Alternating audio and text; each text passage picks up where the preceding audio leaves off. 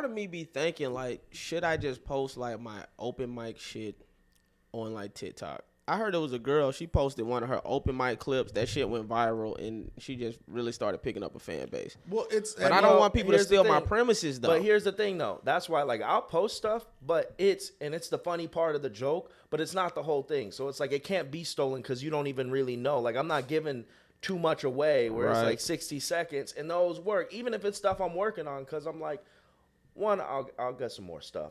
Two, it's like that's not the whole joke. So it's like it's a clip of it. So even if you do, it's like you're not going to do it right. Yeah. It's not. And also, if you're building it, you're constantly like the stuff that I posted of jokes that I'm constantly working on. It's and also if someone steals something, it's like I'll just rewrite it or I'll write a new joke. Like I'm not. And if people steal it, it's like I'll roast the fuck out of them. And but that's the crazy thing about crowd work now too is that people will post crowd work and some of the crowd work's fucking terrible. Well, that's what I was about to get to because like. When I do post something, it's usually crowd work. But I be seeing people post their crowd work, and I'm like, well, this shit's not funny. And that's my thing. I'll see it, too, where it's like you see, and I was like, why would you post this? Like, nobody's laughing. It's not funny. I think people just want to put online that, like, hey, I'm doing stand-up. Here's a clip. Yeah, that's what instead I think of it actually being funny. So, I'm like, yo, I think you should only post, like, crowd work that you think can be like a viral moment. Yeah. But also what it says crazy to that point is now it is getting to this point where like you see people just recording their sets because they're like, I want to try to capture a viral moment. And then it no longer becomes about stand-up and it's like, I mean, I shouldn't bring this up. Like but there's a person who was recently had a beer thrown at him, right? And then they got on Jimmy Kimmel because they asked on Twitter. It was a girl, right? Aerial Comedy. Yeah. What's her name? Aerial Comedy. Okay. So the point that I was making was like, was she headlining? And they're like, no, I was just doing a set. And I was like, oh, so she was featuring, and then she was asking questions at the end of her set? She shouldn't be doing that. And that's the thing. So it's like, if you featuring, you're supposed to do your goddamn 20 minutes of material and get off stage. Yeah. So then it's like, it's this idea of like, all right, so what are we doing now? Are we doing stand-up or are we trying to capture viral moments? Because I can do Q&A at the end of every show. Right. And then just hopefully like piss some person off. Right. And then that eventually get weaponized. Now, see, I see another comedian, they do it, I feel like a smarter way. And so, like, even like Akash Singh, right? Mm-hmm. He started out here. That's one of my oldest friends of comedy.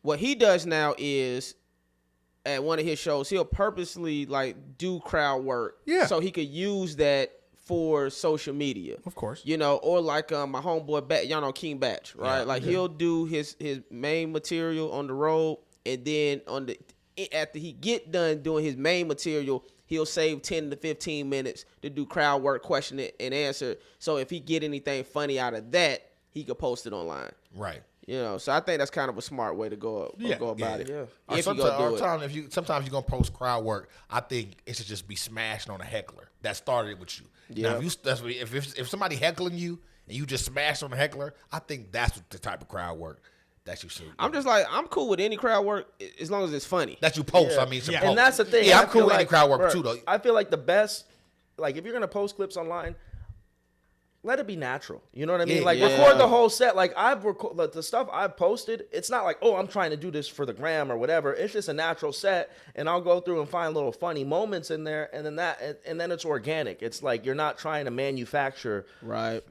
reels and footage. You know what I mean? It's just stuff that you just happen to capture while you were doing your thing. And again, I'm a cunt. I was straight up. I'll tell people. I'm like, yo, post the whole set. Post the whole set. Post the whole set. I want to see the full 15. Right. Let me see the full 15. But see, that's how you get your shit stolen, though. Then it's like, then you can see the, you know what I mean? You know, he just want to see like if you funny. Yeah, right? but that's the other thing too. Is like people are like oh, don't steal the joke. It's like, nah, man. If people are gonna steal it, they're gonna steal it. Right, and if they steal it, call them out or just write a new joke. Yeah, it's like, and because I think if we stay with the way it is like that's why it's like, a lot of these people have crazy followings.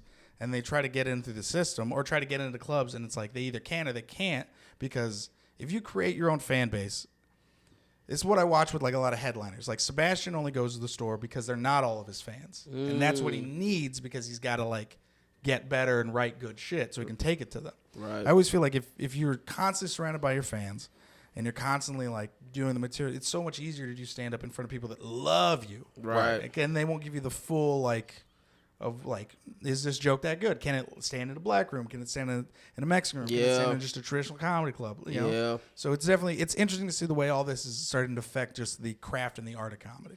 Yeah, that's true. Like DL type of crowd work. He does the crowd work at the end, the very end of his set. Right. He just killed everybody in the front. Boom, boom, boom, boom, boom. The last person, and then he get Bro, off. I watch Mo. Mo would open up with crowd work. He'd open up, talk shit about the first 10 people right up here, and then Mo get into, Ammer? and then he'd go into a stand up. Yeah. But like that's like he's building a baseline. He's creating like, Yeah. and there are tricks and stuff that you learn, but it's also just creating the good show. Yeah, like, to me, doing that's a good thing. doing that hour of like, yeah, I got to talk for an hour. Now I'm giving y'all a show, and I give jokes, but also like, you know, I'm the orchestrator. Right. It's rare that I do crowd work. I mean, it's really like you have to shout out something. Yeah. Or if I do It's a ask a heckler. question, you say something wild, and then I'm like, all right, I gotta address this. Want me down, I get it. Hate that I keep winning. Stab my back is tempting.